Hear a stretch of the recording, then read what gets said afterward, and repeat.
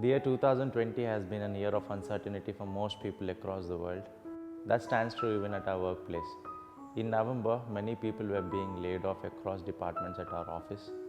Then I get a call from work to let me know that I was making a bonus. Jeremiah 29:11 says, "For I know the plans that I have for you, plans to prosper you, not to harm you, but to give you a hope and a future." Even as we've been praying this simple prayer, God has come through in our lives in amazing ways. We have been planning to immigrate and move out of the country for some time now, and we aimed at leaving the country by June 2020, but because of COVID and other travel restrictions, we were not able to do so. We would have planned a lot of things for ourselves, but God plans the best for us.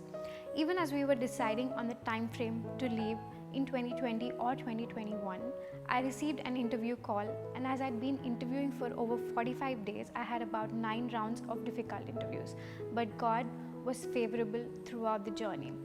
And as I received an offer, I was ecstatic because I received a 100% hike, more than a 100% hike in my salary, with on-site opportunities and stock options. After a lot of prayer and thought, we decided to let go of our visas and to take up this offer whilst being at peace doing so. And it didn't just end there. Blessings started pouring into our lives in amazing ways. We were able to move out of an area of debt. We were also able to invest in a house of our own and are working towards building our dream home. God blesses you wherever you are, and that holds true in our lives. We've experienced God's goodness and His faithfulness throughout the year 2020.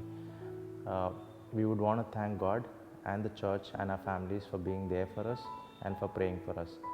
We wanted to share this story with a hope that it would encourage each one of you to hold on to God's promises. We are Sujay and Sharon, and this is our story of hope.